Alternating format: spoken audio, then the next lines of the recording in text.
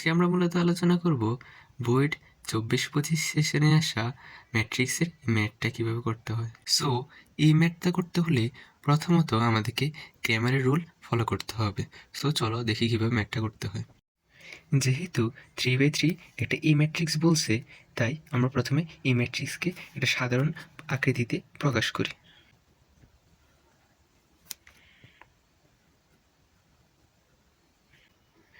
A11, A12, A13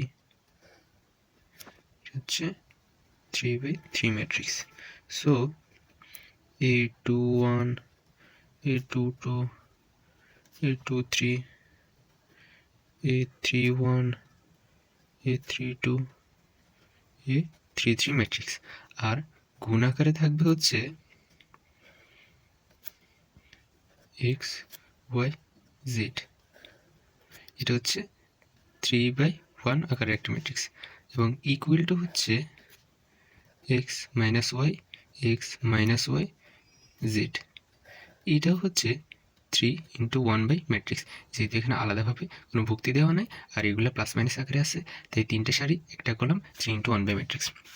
এখন আমরা ক্র্যামারের rule অনুসারে আমরা এগুলোকে গুণ করব। ক্র্যামারের রুল অনুসারে আমরা নর্মাল যে ম্যাট্রিক্সের গুণ হয়, এই যে এই সারিটার সাথে আমরা এখানে কলামটা গুণ করব। এখানে যেহেতু এই প্রথম ম্যাট্রিক্সটার কলাম আর দ্বিতীয় ম্যাট্রিক্সের সারি একই আছে, তাহলে আমাদের গুণফলটা হবে 3/1 ম্যাট্রিক্সের একটা ম্যাট্রিক্স। সো প্রথমত আমরা গুণ করে ফেলি। A11 ইন্টু হচ্ছে এক্স প্লাস A12 ইন্টু হচ্ছে ওয়াই প্লাস A13 ইন্টু হচ্ছে জেড। এই যে এইটার সাথে এক্স, A12-র সাথে ওয়াই, A13-র সাথে জেড, এভাবে আমরা গুণটা করছি। দেন আবার দ্বিতীয় সারির সাথে আবার এই কলামটা, আবার তৃতীয় সারির সাথে এই কলামটা। 121x plus 122y plus 23z। আবার হচ্ছে 131x plus 132y plus 133z। আর ইকুয়ালটা হচ্ছে x minus Y, x minus, এখানে হচ্ছে জেড। এখন যদি আমরা কম্পেয়ার করি হচ্ছে এখানে যেমন এক্স এর সহগ হচ্ছে A11, ওয়াই এর সহগ হচ্ছে A12, জেড এর সহগ হচ্ছে A13, সবগুলোর সাথে এক্স ওয়াই জেড এর সহগ, এগুলো মূলত এই ম্যাট্রিক্সের এক একটা ভক্তি দেওয়া আছে। সো এখন আমরা এই ম্যাট্রিক্সটাকে 3/1 এই ম্যাট্রিক্সটাকে একটু মডিফাই করি।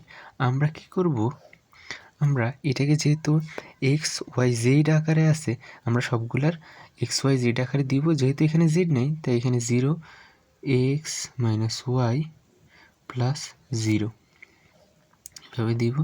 দেন এক্স মাইনাস ওয়াই প্লাস 0 আর 0 প্লাস 0 প্লাস জেড, অর্থাৎ সম্পূর্ণভাবে 3/1 ম্যাট্রিক্স বোঝানোর জন্য সবগুলোর সাথে ভুক্তিগুলোর একটা সম্পর্ক দেওয়ার জন্য। মূলত আমাদের সাধারণত কিন্তু এভাবে এখানে কিন্তু মান দেওয়া থাকে, কিন্তু এখানে মান দেওয়া নাই, মূলত একটা সম্পর্ক স্থাপনের জন্য।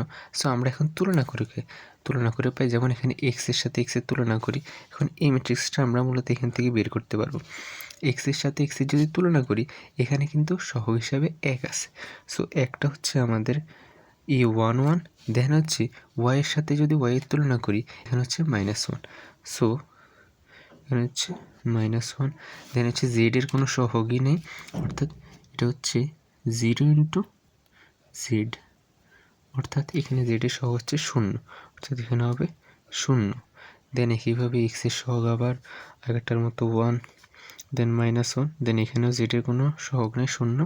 দেন এখানে আবার এক্স ওয়াইয়ের কোনো সহগ নেই, এখানে 0, জেডের সহগ হচ্ছে +1। সো এটা হচ্ছে আমাদের 3/3 ম্যাট্রিক্স এ। তো এইভাবে তোমরা খুব ইজিলি এই ম্যাট্রিক্সের আনসারটা করতে পারবে।